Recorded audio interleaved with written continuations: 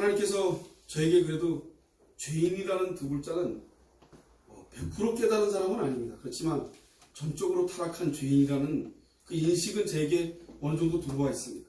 그것이 얼마나 감사한지 모릅니다. 여러분, 내가 전적으로 타락해 있지 않으면 누구에게 앞에서 누구를 앞으로 이끌려고 그러고 그들을 앞에 서 있는 나는 좀 나은 인간처럼 삶을 살려고 합니다. 그런데 전적으로 타락한 것을 잘 배우면 그랬다가도 돌이키면서 아니지, 내가 더 타락하고 내가 더 못된 인간인데 하고 돌이킬 수 있는 마음이 생깁니다. 그 역시도 하나님이 주시는 큰 은혜겠죠. 오늘 성경에 에스겔을 파수꾼으로 세우십니다. 하나님께서는 지난 시간에 에스겔에게 하나님의 소명을 받는 장면을 우리에게 보여주셨습니다. 그리고 하나님께서는 에스겔 선지자에게 애가와 애곡과 재앙의 말씀을 기록된 두루마리를 먹으라고 했습니다. 그 두루마리를 먹을 에스겔은 그 심정이 어떻겠습니까? 즐거워했겠습니까? 여러분, 에스겔은 즐겁지 않았을 겁니다. 그걸 받아먹은 에스겔은 그렇게 편하지도 않습니다. 그는 오늘 하나님께서 파수꾼으로 세우는 그 에스겔은 그발강가에서 하나님께서 계시를 받고 난 후에 에스겔이 주의 영에 의해서 들려서 사로잡혀서 그래서 그 그발강가로 가게 됩니다.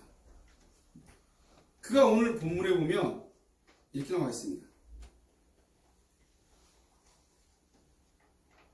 주의 신이 나를 들려 올려 데리고 가시는데 내가 근심하고 분한 마음으로 행하여 여호와의 권능이 힘있게 나를 감동하시더라. 이에 내가 데아빌에 이르러 그 사로잡힌 백성 곧 그발강가에 거하는 자들에게 나아가 그 중에서 민다피 7일을 지내더라. 민다피. 이 어려운 말 아닙니까? 그죠? 그런데 이 말은 고통스럽게, 엄청나게 고통스럽게, 저주스럽게 7일을 견뎠다는 얘기입니다. 두루마리를 먹고 난 다음에 그들 앞에 가서 7일 동안 그들 앞에 있는 에스겔은 고통스러웠어요. 엄청난 고통과 그에 따르는 많은 고통들이 그에게 들어올 수밖에 없습니다. 에스겔은 파수꾼으로 세워졌습니다. 근데 하나님의 파수꾼이 아닌 이스라엘 백성들의 파수꾼으로 세워졌습니다. 보통 파수꾼은 적을, 지금으로 말하면 경계병이죠. 경계병. 보초들이 군부대 가면 정문에도 있고 후문에도 있고 그리고 군데군데 탄약고 이런데 밤새도록 지킵니다. 경비병들이. 그 경비병들이 무엇을 지킵니까? 적들이 들어와서 해야 할까봐 보고 있는 거 아닙니까? 근데 이 파수꾼이 그런 임무를 하는 자입니다. 그런데 하나님께서 하나님의 파수꾼으로 세운 게 아니라 이스라엘 백성들의 파수꾼으로 세웠습니다. 그리고 그 파수꾼은 하나님이 쳐들어올 거를 잘 보고 있다가 그들에게 전하라고 얘기하는 겁니다. 하나님이 어떻게 쳐들어오십니까? 너들을 멸절할 거다. 너들 그냥 가만히 안 둘 거다. 그 말을 그들에게 가서 하라는 얘기입니다. 파수꾼 철저히 에스겔은 이스라엘을 위해서 세워진 파수꾼입니다. 그렇지만 하나님께서 그에게 준 그 명령은 에스겔은 감당할 수 없는 감당입니다. 포로로 잡혀온 이스라엘 백성들에게 에스겔을 통해서 심판의 말씀을 전하게 하시는 것도 찬송을 받으실 영광스러운 일이라는 것을 잊지 마셔야 됩니다. 에스겔이 그들에게 포로로 잡혀와서 심판의 말씀을 전해서 그 심판을 받는 그 상황을 그들에게 전하는 그것이 곧 하나님께 찬송을 받으실 영광스러운 일이라는 것을 저와 여러분이 잊으셨던 겁니다. 결국 에스겔은 파수꾼으로서의 직무는 하나님의 말씀을 그대로 전달하는 겁니다. 그런데 우리는 하나님의 찬송과 영광을 어떻게 생각합니까? 제 자신에게도 물어봅니다. 여러분들에게도 물어보지만 제 자신에게 항상 나를 기준으로 생각하며 삶을 삽니다. 여러분은 안 그렇습니까? 전 그럽니다. 내 기준으로 하나님을 바라보려고 그러고, 내 기준으로 하나님을 생각하려고 그러고, 내 기준으로 하나님을 끌어당겨서 내 마음대로 성경을 해석하려고 듭니다.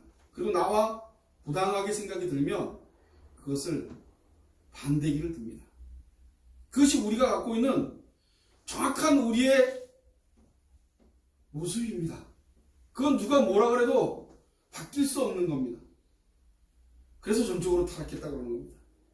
그래서 오로지 나를 위한 것 외에는 아무도 없습니다. 여러분, 부모가 자식을 매일 때려보십시오. 자식이 감사합니다 그러고 살 것 같습니까? 언젠가는 보복을 할 겁니다. 내 크기만 해봐라. 아버지를 가만하다. 제가 언젠가 얘기한 적이 있었습니까? 인디안 쪽에 아들을 성장하며 밀림 숲에다가 꽁꽁 묶어놓고 밤새 거기다 묶어놓고 사자나 늑대들에게 잡혀먹을 수밖에 없는 그런 환경을 만들어놓고 그러고 아버지가 간답니다. 그럼 그 자식은 낯이 셀 때까지 계속 아버지를 내가 풀리기만 하면 아버지를 가만 안 놔두겠다고 그러고 밤을 셉니다. 근데 새벽 동트고 허랗게 날이 밝아지면 아버지가 화살을 가지고 아들이 있는 데를 겨냥해서 밤새 지키고 있었다는 사실입니다. 그리고 아들은 거기서 엉엉 울면서 아버지에게 잘못을 고합니다. 하나님은 우리를 한 번도 놓지 않으셨습니다. 여러분, 이 땅을 살면서 먹고 살고 고통스럽죠. 제가 일을 열심히 하면 얼마나 고통스러운지 모릅니다. 이 일 좀 안 했으면 좋겠다. 또 오늘처럼 말씀을 전하면 얼마나 이렇게 말씀을 준비하는 게 부족한지 조금 더 시간을 만들어서 했으면 좋겠다 라는 욕망이 그지없이 갑니다. 하나님은 나를 지켜보고 계시고 여러분들을 지켜보고 계십니다. 그리고 나에게 맞는 대로 한 것에 대해서 인정하십니다. 여러분, 우리에게 한 번도 하나님은 요구하지 않으셨습니다.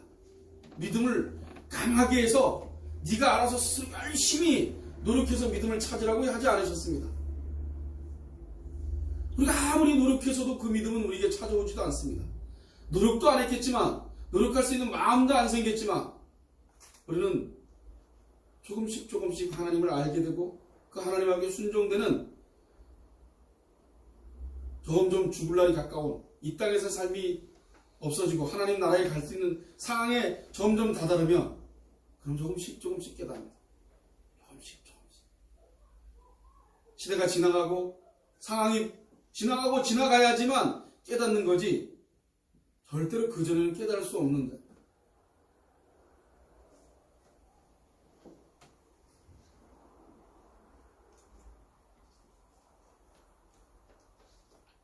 근데 사실 이런 것은 하나님의 영광을 가르치는 것입니다.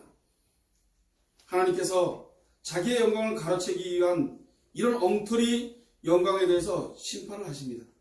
요한계시록 19장 1절로 3절에 보면 이 일 후에 내가 들으니 하늘에 허다한 무리의 음성 같은 것이 있어 가라되 할렐루야 구원과 영광과 능력이 우리 하나님께 있도다.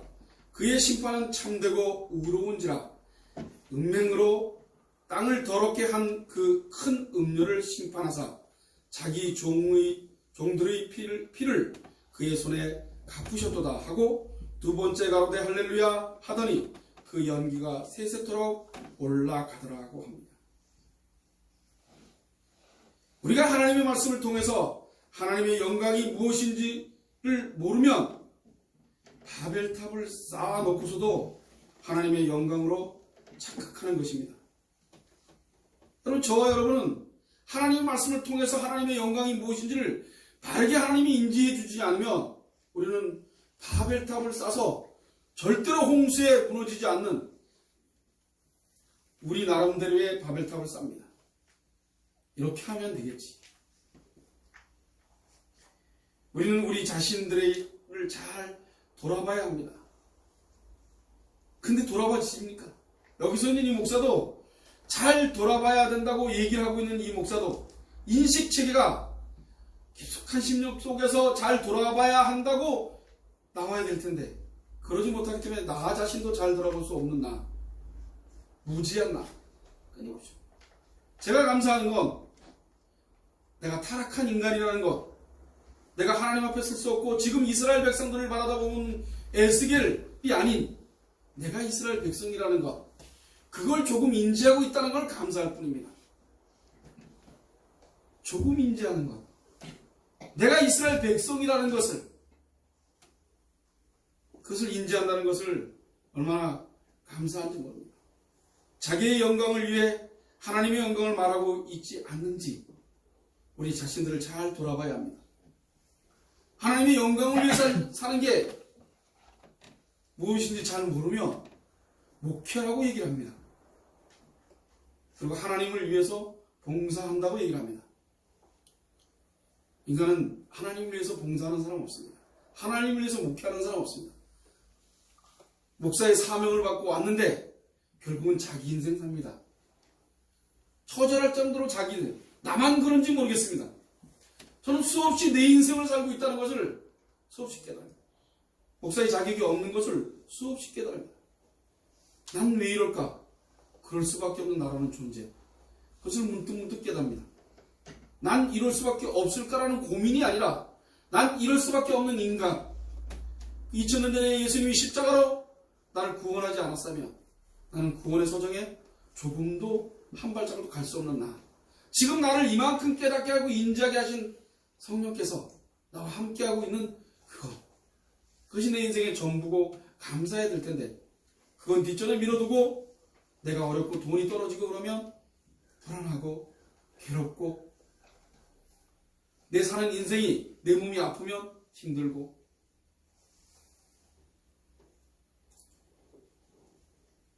어쩔 수 없는 인간이라는 것입니다. 타락한 인간. 그 타락한 인간이 어디가 나아지겠습니까? 하나님이 우리에게 덧입혀 주시지 않으면 의인답게 살다가도 죄를 짓는 게 우리입니다. 오늘 본문 13절과 14절에 보면 이는 생물들의 날개가 서로 부딪히는 소리와 생물 곁에 바퀴 소리와 크게 울리는 소리더라. 주의 신이 나를 들어올려 데리고 가시는데 내가 근심하고 분한 마음으로 행하니 여호와의 권능이 힘있게 나를 감동하시다.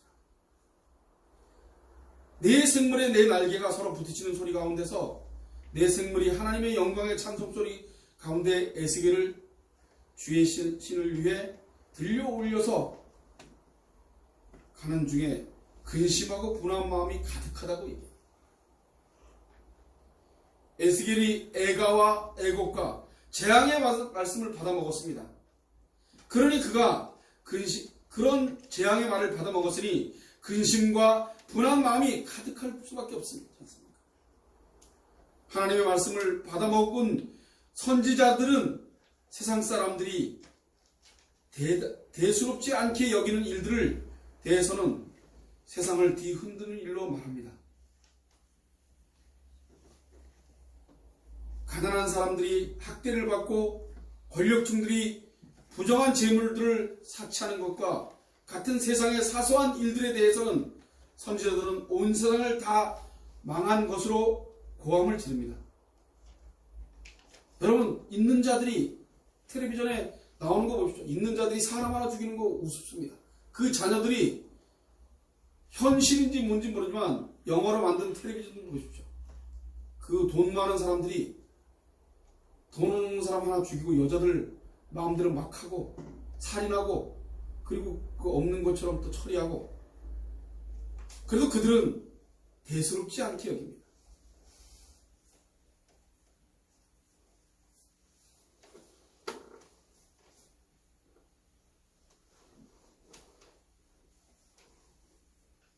를 다시 보면 주의 신이 나를 들어 올려 데리고 가시는데 내가 근심하고 분한 마음으로 행하니 여호와의 권능이 힘있게 나를 감동하시더라. 이 감동시키다라는 뜻은 여호와의 손이 꽉 잡아 눌렀다는 얘기입니다. 여호와의 손이 에스겔을 꽉 잡아 누르고 있기 때문에 에스겔은 이스라엘 백성 앞에서 파수꾼을 일을 할 수가 있었습니다. 하나님이 눌러주시지 않으면, 감동시켜 주시지 않으면 여기든 서 있는 목사의 일을 할 수가 없는 겁니다. 그냥 허접한 일을 할 수밖에 없는 것이죠.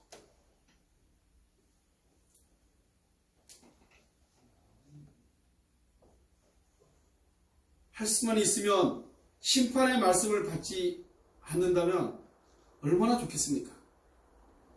그러나 에스겔은 하나님의 심판의 말씀을 받았습니다. 그리고 분노하였습니다.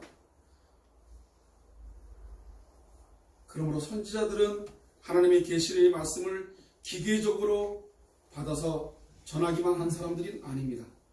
왜 그러냐면 에레미야를 보면 에레미야 1장 6절에 보면 내가 가로되 슬프도소이다 주 여호와여 보소서 나는 아이라 말할 줄을 알지 못하나이다. 또 이사야 6장 5절에 이렇게 말하고 있습니다. 그때 내가 말하되 화로다 나여 망하게 되었도다. 나의 입술이 부정한 사람이요 입술이 부정한 백성 중에 거하면서 만군의 여호와의 신 왕을 배웠음이로다. 여러분, 이사야가 자기가 엉망인 그 모습을 가지고 하나님을 봐서 망했다고 얘기합니다. 이런 선지자들의 모습을 보면 지금 에스겔이 애가와 애곡과 재앙의 말씀을 받아먹고 근심하고 분노하는 마음을 이해할 수 있습니다. 그는 여호와의 권능이 근심하고 분하는 에스겔을 하나님께서 감동시키셨습니다. 억누르고 계신 겁니다. 15절에 보면 에스겔 선지자는 데라빔에 돌아와서 민답히 곧 두려워 떨면서 7일 동안 지냈습니다. 억지로 7일을 지낸 겁니다, 여러분. 억지로. 그가 하나님의 말씀을 받고 할렐루야하고 덩실덩실 죽고 난 하나님의 사자야. 큰 소리 쳤습니까? 지금의 한국교회 아니 전세기 교회의 모습의 목사들은 아닙니다. 여러분, 파수꾼은 그대로 본 것을 전하는 것이 파수꾼입니다. 경비병이 뭔가 들어오면 보고를 확실하게 해야 되지 않습니까? 그게 목사들입니다. 그게 여러분들입니다. 본 그대로를 믿고 본 그대로를 따라가는 것이죠. 에스겔을 이스라엘 족속의 파수꾼으로 세웠다는 그 말씀은 에스겔로 하여금 변함없이 그대로 전하라고 얘기합니다. 16절과 17절에 보면 7일 후에 여호와의 말씀이 내게 임하여 가라사대 인자야 내가 너를 이스라엘 족속의 파수꾼으로 세웠으니 너는 입의 말을 듣고 내 입의 말을 듣고 나를 대신하여 그들을 깨우치라고 합니다. 여호와 하나님께서 에스겔을 이스라엘 족속의 파수꾼으로 세워놓으시고 그들을 깨우치겠다고 약속하신 것입니다. 근데 에스겔은 자신도 없고 불안하고 답답하고 분하고 괴로운 거죠. 그런데 이스라엘의 파수꾼은 어떻게 하고 있습니까? 여러분, 이스라엘의 파수꾼으로 세운 자들은 어떻게 하고 있습니까? 이사야서 56장 10절로 12절에 이렇게 나오고 있습니다. 그 파수꾼들은 소경이요 다 무지하며 벙어리 개라 능히 짖지 못하며 다 꿈꾸는 자여 두은 자여 잠자기를 좋아하는 자니 이 개들은 탐욕이 심하여 족한 줄을 알지 못하는 자여 그들은 몰각한 목자들이라 다 자기 길로 돌이키며 어디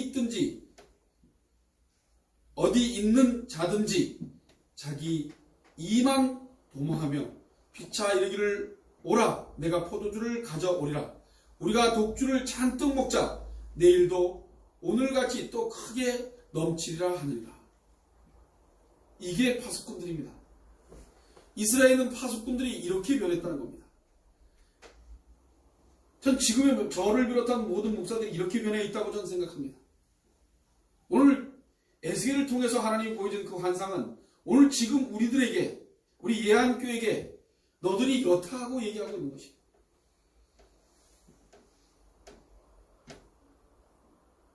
소경이요 다 무지하며 벙어리개라 능히 짖지 못하며 다 꿈꾸는 자요 누운 자요 잠자기를 좋아하는 자라.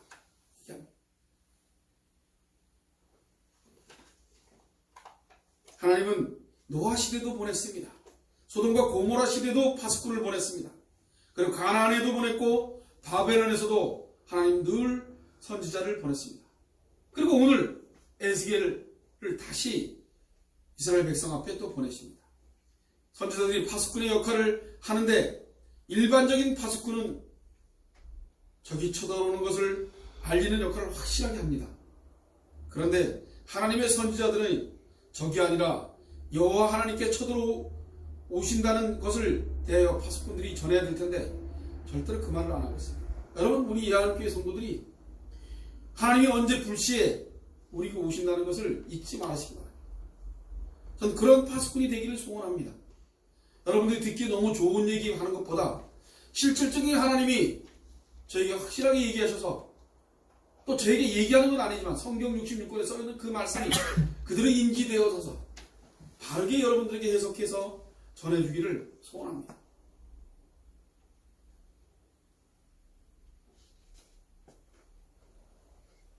여호와 하나님께서 쳐들어오신다고 전하는 파수꾼. 오늘 본문 17절에 다시 보면 인자야 내가 너를 이스라엘 족속의 파수꾼으로 세웠으니 너는 내 입의 말을 듣고 나를 대신하여 그들을 깨우치라고 얘기합니다.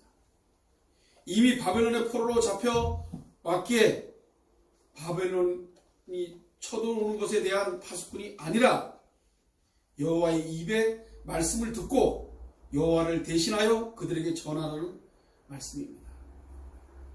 파수꾼이 여호와의 말씀을 전하여야 한다는 말씀입니다. 다른 거는 필요가 없다는 겁니다. 교회가 말씀만 있는 거지 말씀 외의 것들은 필요 없는 겁니다.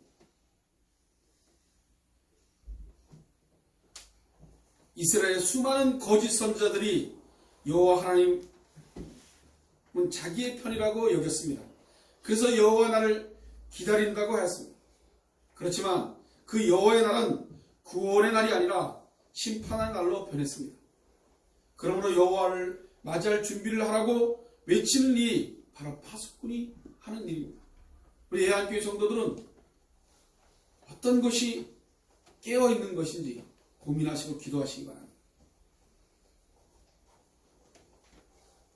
사람들은 자기가 갖고 있는 인지 능력을 가지고 전부 보는 것처럼 하고 삽니다. 우리가 하나님을 믿고 있지만 우리가 하나님을 어디까지 보고 어디까지 바로 따라가고 가고 있다고 생각합니까? 여러분, 에스겔처럼 불안하고 분하고 고통스러우셔야 됩니다. 우리는 그런 능력을 갖고 있지 않습니다. 18절로 19절에 보면 가령 내가 악인에게 말하기를 너는 꼭 죽으리라 할 때에 내가 깨우치지 아니하거나 말로 악인에게 일러서 그 악한 길을 떠나 생명의 구원케 하지 않으면 그 악인은 그 죄악 중에서 죽으려니와 내가 그 핏값을 내 손에서 찾을 것이고 내가 악인을 깨우치며 그가 그 악한 마음과 악한 행위로 돌이키지 아니하면 그는 그 죄악 중에서 죽으려니와 너는 내 생명을 보존하리라. 넌 전하지 않으면 죽는다는 얘기입니다. 전하면 산다는 얘기입니다. 여러분, 얼마나 편한 나날입니까? 예수 믿는다고 죽이기를 합니까? 뭘 합니까? 목사들이 하나님 말씀 외에는 하지 말고 대접도 받지 말아야죠. 그냥 파수꾼으로 살아야죠. 그게 얼마나 무서운 얘기인데, 여러분, 파수꾼으로 사는 것이 얼마나 무서운 얘기입니까? 파수꾼으로 똑바로 전하지 않으면 죽는다는 얘기입니다. 그런데 성도들에게 대접을 받고 내가 은퇴하는 데 고생을 얼마나 했는데 나한테 이만큼은 줘야 되지 않냐고 본분을 잃어버리고, 여러분, 언제 파수꾼이 지키는 거 외에 뭔 다른 일이 있습니까? 하나님을 믿는다 하면서 하나님이 나의 생애를 책임져 주지 않는다는 믿음이 없는 목사가 이게 목사입니까? 저를 비롯해 목사가 아니라는 거죠. 열심히 노력하고 일할 뿐이지 굶어 죽을까봐, 앞으로 내가 나이 먹어서 어떻게 될까봐 라는 고민은 목사가 할 일이 아니죠. 여러분들이 할 일, 믿음을 가진 자들이 할 일이 아닙니다. 우리는 내일 일을 염려할 자격이 없습니다. 여러분, 그렇지 않습니까? 하루살이에게 내일 보자 그러니까 하루살이가 내일이 뭐지? 이해가 절대로 안 되죠. 하루살이는 내일이라는 것을 알 수가 없습니다. 우리가 하나님이 우리를 지켜주실 거야. 하루살이와 똑같지 않습니까? 그게 무슨 말이지? 뭘 하나님이 지켜줘? 당장 돈이 떨어지면 나가서 일을 안 하면 돈이 없는데 열심히 일하게 하고 그 일자리를 주는 것도 하나님이 주시는 건데 그런 생각은 안 하고 배불리 먹고 편하게 아주 게을른 생각 가지고 삶을 살고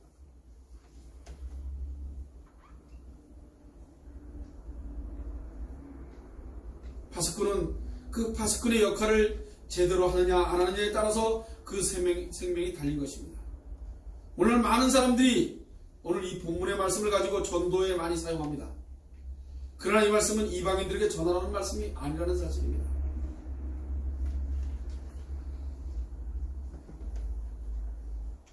이스라엘 백성들에게 전하는 말씀이라는 겁니다. 곧 오늘날 우리에게 적용하려면 교회 다니는 사람들에게 전하라는 말씀인 것입니다. 교회 다니는 사람들에게 죽기로 돌이키지 아니하면 당신은 꼭 죽게 된다고 말해야 합니다. 여러분 예수를 믿지 않으면 죽게 된다고 얘기를 해야 된다는 얘기입니다. 여기 써있는 이 목사가 예수를 아무 관심도 없이 일주일에 한 번 교회 주일날 턱하러 오는 걸로 예수를 믿고 있다고 착각하는 것. 그러지 않고 오늘도 예수를 믿고 있지 않은 나의 모습을 바라보며 주님 앞에 회개하며 돌이키는 우리들. 그것이 우리 예한교회 성도들이 해야 될 일들입니다. 교회를 나오고 안 나오고는 중요하지 않습니다. 여러분들이 이 자리에 앉아있는 건 중요하지 않습니다.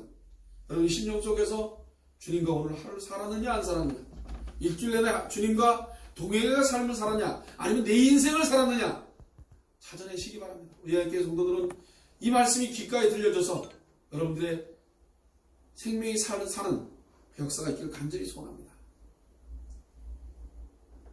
우리는 교회에 다니는 우리 자신들에게 물어야 합니다. 우리 자신이 정말로 죽기로 돌이킨 자들인지 물어야 합니다. 주님이 진정 나의 주와 그리스도가 되시는지를 물어야 합니다. 정말 주님이 내 주인이신지 물어보시기 바랍니다. 일주일 내내 저와 여러분 월요일부터 다음 주일 될 때까지 끊임없이 물어보시기 바랍니다. 주님, 제가 주님을 주인 삼았어. 내가 주님을 주인 삼지 않고 산 삶이 있는지요? 그렇다면 하나님 회개할 터니 살려주시옵소서. 라는 기도가 우리 예한교회 성도들 마음속에 깊숙이 자리 잡기를 소원합니다. 주님이 진정 나의 주와 그리스도가 되어주시기를 물어야 합니다. 진정 예수님을 사랑하는지를 물어야 합니다. 우리가 진정 예수님을 세상에서 제일 사랑하지 않는다면 우리는 지금 죽기로 돌이켜야 한다는 것을 잊지 마시기 바랍니다. 그렇지 않으면 멸망을 받습니다. 여러분, 저와 여러분, 이 말씀을 통해서 저를 비롯하여 동일하게 주님이 나의 주인 되어지는 그것이 전부임을 사는 내내 깨달아지시기를 소원합니다. 그것이 우리에게 성령께서 귓가에 속삭이듯이 들리기를 소원합니다. 오늘 본문 20장서부터 21절에 보면 또 의인이 그 의에서 돌이켜 악을 행할 때에는 이미 행한 그 의인은 기억할 바 아니라 내가 그 앞에 거치는 것을 두며 그가 죽을지니 이는 내가 그를 깨우치지 않음이라. 그가 그 죄 중에서 죽으려니와 그 핏값은 내가 내 손에 찾으리라. 그러나 내가 그 의인을 깨우쳐 범죄치 않게 하므로 그가 범죄치 아니하면 정령 살리리니 이는 깨우침을 받으며 너도 내 영혼을 보존하리라. 앞부분은 악인에게 돌이켜야지만 한다고 얘기합니다. 그러나 반대로 의인이 공의에서 돌이켜 악을 행할 때에도 동일하게 전하라고 얘기합니다. 앞부분은 처음부터 악을 말하고 있습니다. 그러나 뒤에 있는 오늘 이 말씀은 의에 공의롭게 살다가 돌이켜 악을 행하는 자들에 대한 말씀입니다. 그건 예수 믿는 우리들 아닙니까?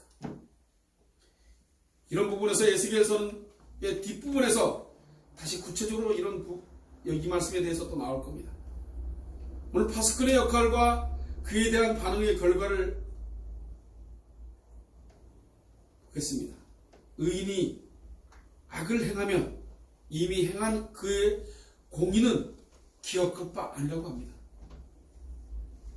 그건 의를 아무리 했다도 지가 한 의가 아니기 때문입니다. 여러분 착각해서는 안 됩니다. 예수를 믿고 내 마음에 좋은 의인처럼 삶을 살아냈다 하더라도 그것은 내가 산 것이 아닙니다.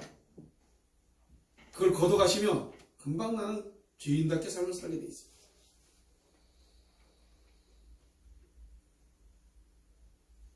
그를 깨우치지 않으면 그가 죽게 되면 그의 죄악을 인하여 죽지만 그 피값은 에스겔을 묻겠다고 그러십니다. 그러나 그를 깨우치게 하면 그가 돌이키면 그도 살고 에스겔도 산다고 얘기하고 있습니다. 하나님은 우리를 죽이시려고 하지 않았습니다. 이스라엘 백성들을 죽이려고 내몰고 계시지 않습니다. 지금 이스라엘 백성들에게 복음을 얘기하고 있는 것이지 그들이 들을 기가 없고 그들이 사악하고 목이 굳고 죄에 딱딱히 굳어 있어서 들리지 않을 뿐이지 지금은 파수꾼들을 세워서 수없이 우리에게 속삭이는 것이 아니라 귀흥처럼 크게 얘기하고 있어요. 목사가 사람들의 비유를 맞추거나 그래서 성도들이 떠날까봐 벌벌 떨고 조금이라도 안 좋게 하면 큰일 날 줄 알고 주님이 얘기하는 것을 절대로 말하지 않는다면 그건 죽는 길로 가는 길이겠죠. 성도들에게 거짓 평안만 주는 거죠. 여러분 참 평안은 예수 그리스도가 나의 주인 되어진 것이 참 평안입니다. 저와 여러분 마음속에 예수가 자리 잡고 있다면 이것은 온전한 평안이 저와 여러분에게 있을 것입니다. 그러나 이 땅을 살며 뭐가 잘 된다 그러고 기도해 준다 그러고 기도받으라 그러고 거짓. 목사가 기도하면 뭔가 나아질 것 같고 다 쓸데없는 얘기들입니다. 여러분이 개혁교회에서는 안수도 안 합니다. 머리가 뭘 얹지 않습니다. 그럼 기도도 이상하게 신령한 척 하지 않습니다. 철저한 죄인으로서의 기도를 할 뿐입니다. 목사가 뭘 나서 여러분들에게 대표 기도를 하는 것이 아닙니다. 하나님께서 파수꾼으로 세워놔서 대표 기도를 하는 겁니다. 그거 외에는 아무것도 없습니다. 목사가 나오는 게 하나도 없다는 것이죠.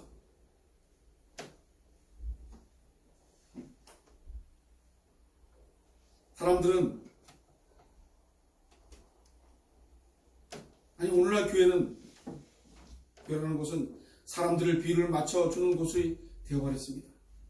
시장 조사하듯이 고객의 선호도를 조사하여서 그 지역의 필요를 채워주겠다고 합니다. 그러한 교회 컨설팅이 미국에서 수십 년 전부터 해왔습니다. 이런 것이 한국에서 벌써 오래 행해졌습니다. 사람들이 필요가 무엇인지 조사하여 그 지역에 도서관이 없으면 교회에 도서관을 만들었습니다. 또는 백화점에서 문화센터 같은 것들을 만들어 사람들을 모으고 있습니다. 이런 종말적인 공동체 교회가 절대로 할 일이 아니라는 것입니다. 그런 일을 해야 되겠습니까? 주님이 재림이 다가오는 이때에 교회가 할 일이 아니라는 것입니다. 교회는 하나님의 말씀을 증거해야 합니다. 사도행전 20장 24절로 28절에 보면 나의 달려갈 길과 주 예수께 받은 사명 곧 하나님의 은혜의 복음 증거하는 일을 마치려 하면은 나의 생명을 조금도 귀한 것으로 여기지 아니하노라. 보라 내가 너희 중에 왕래하며 하나님 나라를 전파하였으나 지금은 너희가 내 얼굴을 다시 보지 못할 줄 아노라. 그러므로 오늘 너희에게 증거하노니 모든 사람의 피에 대하여 내가 깨끗하니 이는 내가 꺼리지 않고 하나님의 뜻을 다 너희에게 전하였습니다. 너희는 자기 일을 위하여 또는 온 양떼를 위하여 삼가라. 성령이 저들 가운데 너희로 감독자를 삼고 하나님이 자기 피로 사신 교회를 치게 하셨느니라. 사도 바울은 자기가 예수를 전하는 사명을 완벽하게 완수했다고 얘기하고 있는 거예요. 그래서 나는 파수꾼으로 일을 확실하게 했다고 얘기하는 겁니다. 그래서 피는 나에게 묻지 않을 거라는 것이죠. 너희들이 죄짓고 가는 것은 절대로 나에게 묻지 않겠다는 거죠. 이 말은 오늘 에스겔서하고 비슷합니다. 사도 바울은 정확하게 너에게 다 전했으니, 내가 하나님께 받은 모든 말씀을 다 전했으니 나는 거기서 해방되었다는 얘기입니다.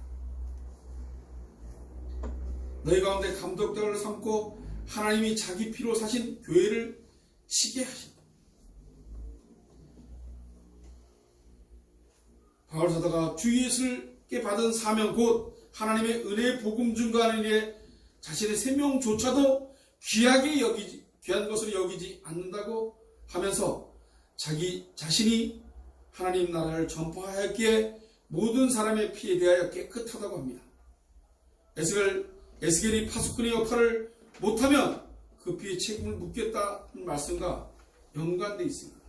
사도 바울은 나에게 물을 게 없다고 얘기하는 겁니다. 사도 바울은 복음을 제대로 전했기 때문에 자신은 그 복음을 거부하여 심판을 받는 자들이 대해서는 자신이 할 일을 다 했다는 것입니다. 여러분, 저는 여러분들에게 다 했는지 다 하는 것 같습니다. 그러나 오늘 이후로부터는 다 할 수 있기를 소원합니다. 사도 바울처럼 떳떳하게 그 피를 나에게 묻지 않을 거라는 확신이 있는 것이 아니라 나에게 깨우치게 성령께서 역사해 주셔서 온전히 말씀 외에는 나에게 아무 관심이 없고 목을 내놓을 수 있는 사도 바울 같은 신앙 고백이 나오기를 소원하고 바랍니다. 우리로 파수꾼 사명이 온전히 감당케 하여 주시를 우리 예한교회가 파수꾼다운 삶을 살아내기를 소원합니다. 기도하겠습니다.